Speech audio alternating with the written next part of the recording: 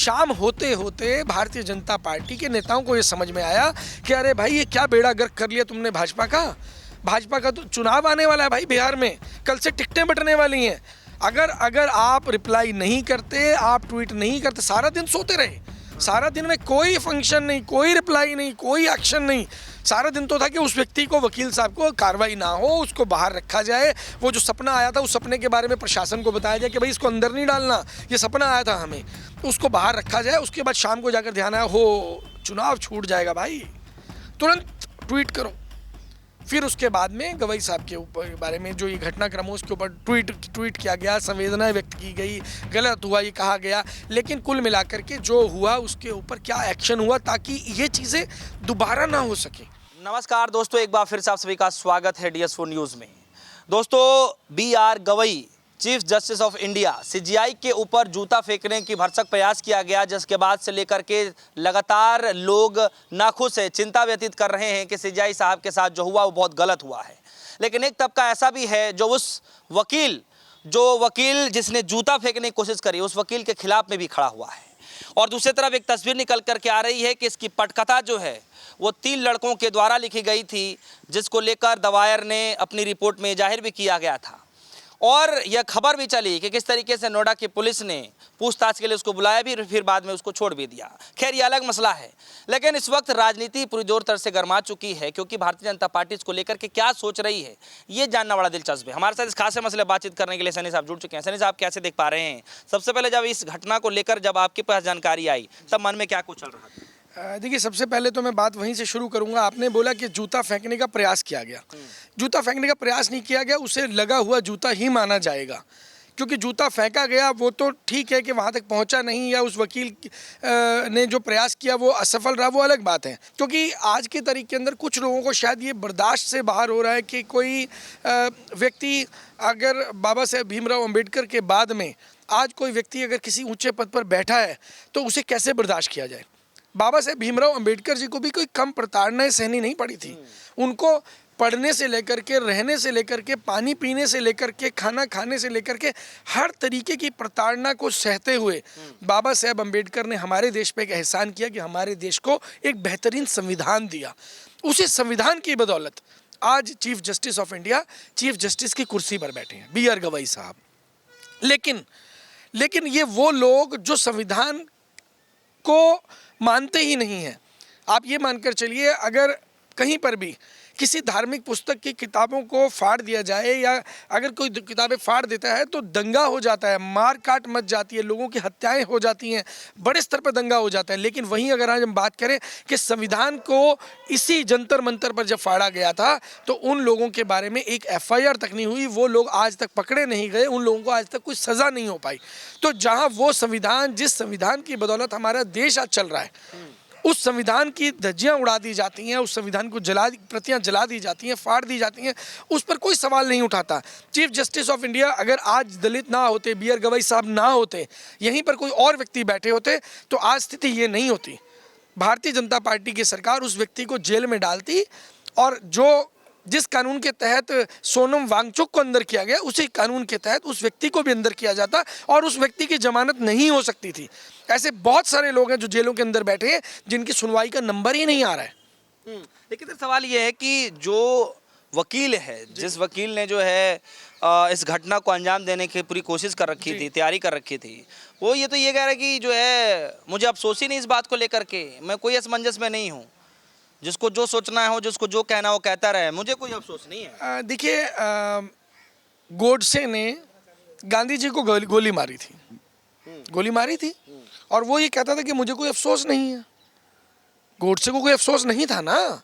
और यही चीज़ अगर हम मान के चले, बाकी तरीके से भी हम जोड़ के चले, तो आज की तारीख में chief justice of India BR Gavai साहब के ऊपर जब जूता फेंका गया तो उस व्यक्ति को अफसोस नहीं है, अफसोस हो भी नहीं सकता, क्योंकि वो लोग जो संविधान को मानते ही नहीं हैं, संविधान की शक्ति को नहीं जानते, वो लोग जो है उन लोगों को अफसोस हो भी नहीं सकता। और इसकी जो घटना है, जैसे आपने बताया कि इसका प्रारूप तो पहले लिखा जा चुका था और खाली जूता फेंकने का नहीं था।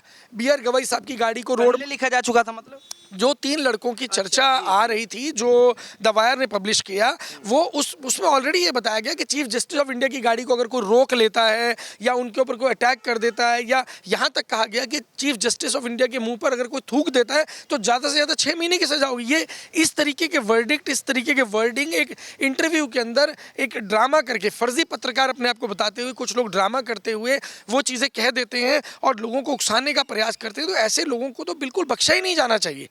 आप चीफ जस्टिस ऑफ इंडिया की बात करें, सिर्फ एक ही जगह से लोगों को न्याय की उम्मीद बची है।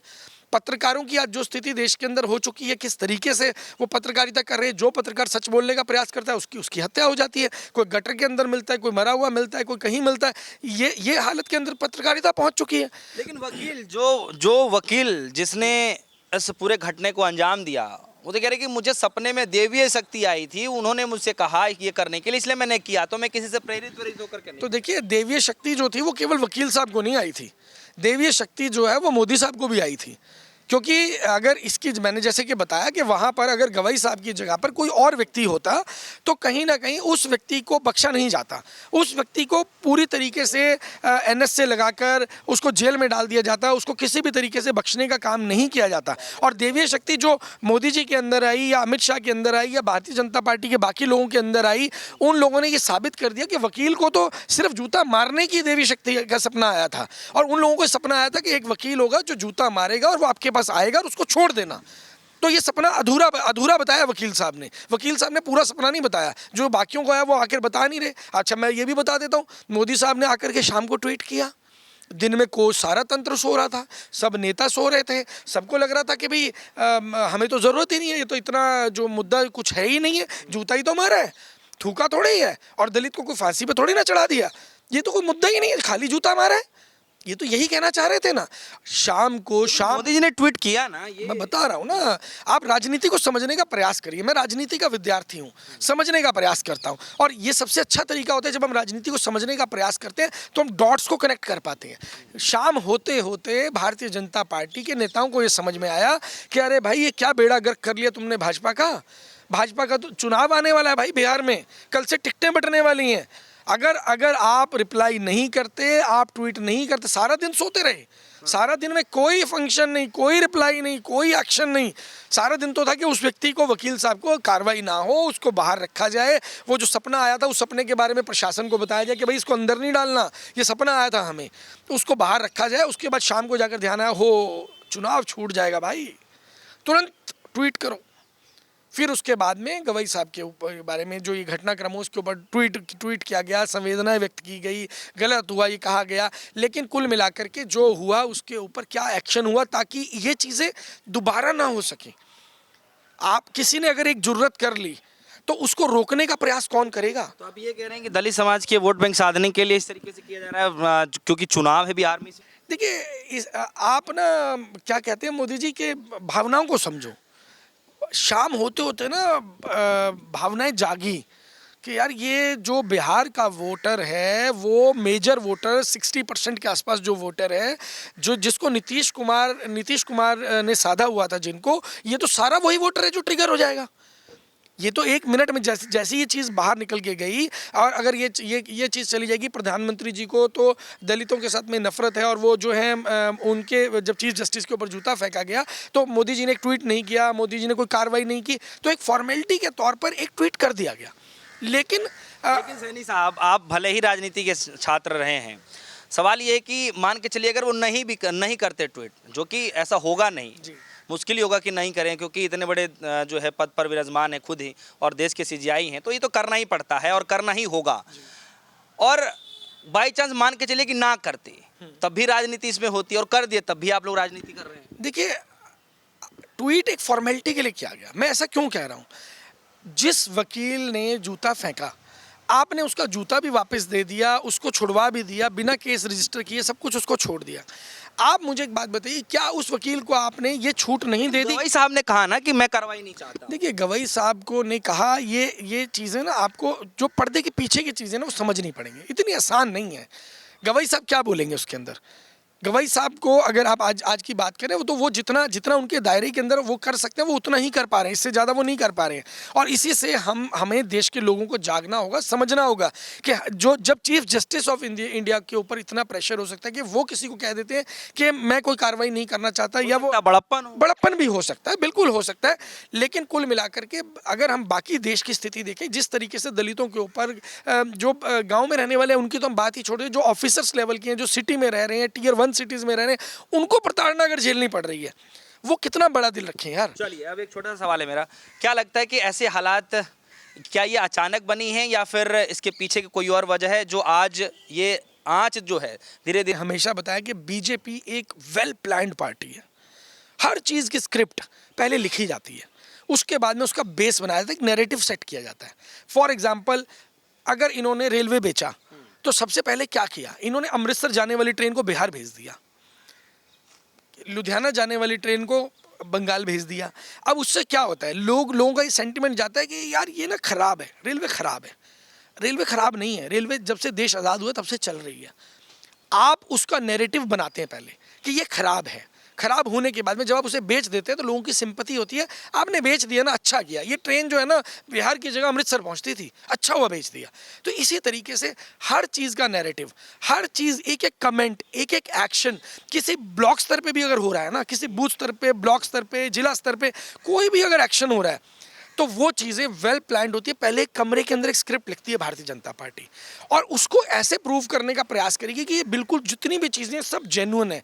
और ये सबसे बड़ी चीज़ कि हिंदुओं को बहकाने का जो काम भारतीय जनता पार्टी कर रही है, मैं आपको बता देता हूँ, अगर मुस्लिमों की बात करें शायद 1% लोग भी नौकरी नहीं करते हैं, सिखों की बात करें तो 1-2% लोग नौकरी करते हैं।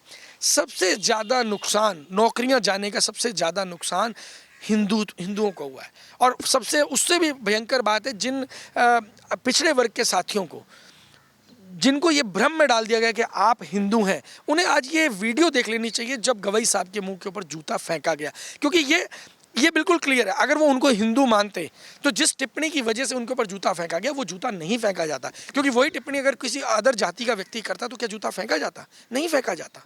फेंका गया क्योंकि वो दलित समाज से आते हैं, एक पिछड़े समाज से आते हैं, और वहाँ पर कोई भी व्यक्ति अगर बैठेगा उस समाज से तो उसके ऊपर ये लोग जूता फेंकेंगे, क्योंकि ये दलितों को हिंदू नहीं मानते। ये बिल्कुल स्पष्ट है। चलिए बहुत बहुत शुक्रिया, हमारे साथ सैनी साहब जुड़ रहे हैं, जिनसे हम खास बातचीत कर रहे थे सीजेआई साहब मामले को लेकर के, जिस तरीके से कोर्ट के अंदर जूता फेंकने का प्रयास किया जाता है और उस पूरे परिसर के अंदर जो है कुछ अनमन की तस्वीरें भी जो है बताई जाती हैं कि होता है, और फिर बाद में बाहर निकाला जाता है सुरक्षा कर्मियों के द्वारा, और फिर ये कहता है वो व्यक्ति कि सनातन का अपमान नहीं सहेगा हिंदुस्तान। और आज एक तबका ऐसा है उस वकील का जो है समर्थन कर रहे हैं, वहीं एक तबका ऐसा है जो विरोध लगातार कर रहे हैं। खैर, सैनी साहब की बातों को लेकर के आप सभी के मन में क्या कुछ चल रहा है, वीडियो कमेंट सेक्शन में जरूर जाइएगा, अपनी राय जरूर रखिएगा। फिलहाल के लिए दीजिए इजाजत, देखते रहिए DSO न्यूज़। धन्यवाद।